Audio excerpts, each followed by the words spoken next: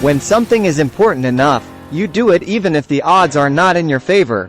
I think it's possible for ordinary people to choose to be extraordinary. If you get up in the morning and think the future is going to be better, it is a bright day. Otherwise, it's not. Persistence is very important. You should not give up unless you are forced to give up. The first step is to establish that something is possible. Then probability will occur. You want to be extra rigorous in making the best possible thing you can. Find everything that's wrong with it and fix it. Seek negative feedback, particularly from friends. The path to the CEO's office should not be through the CFO's office, and it should not be through the marketing department. It needs to be through engineering and design. I could either watch it happen or be a part of it. My motivation for all my companies has been to be involved in something that I thought would have a significant impact on the world. When Henry Ford made cheap, reliable cars, people said, "Nah, what's wrong with a horse?" That was a huge bet he made, and it worked. You have to be pretty driven to make it happen. Otherwise, you will just make yourself miserable. I always have optimism, but I'm realistic.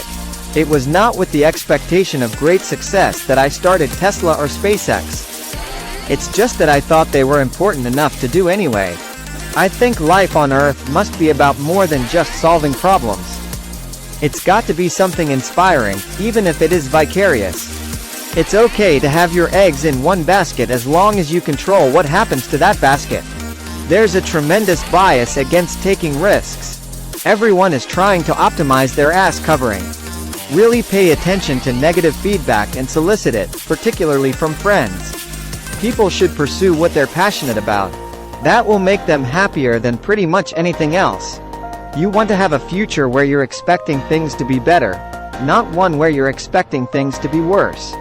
I say something, and then it usually happens. Maybe not on schedule, but it usually happens.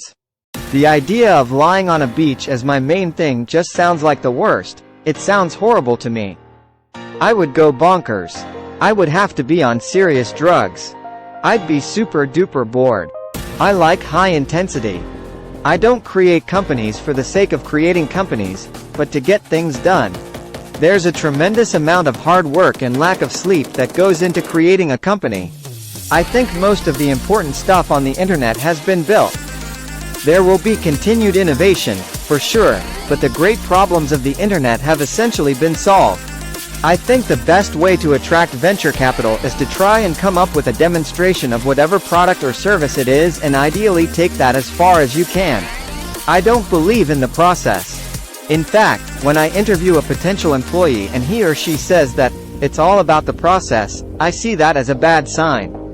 The problem is that at a lot of big companies, the process becomes a substitute for thinking. You're encouraged to behave like a little gear in a complex machine.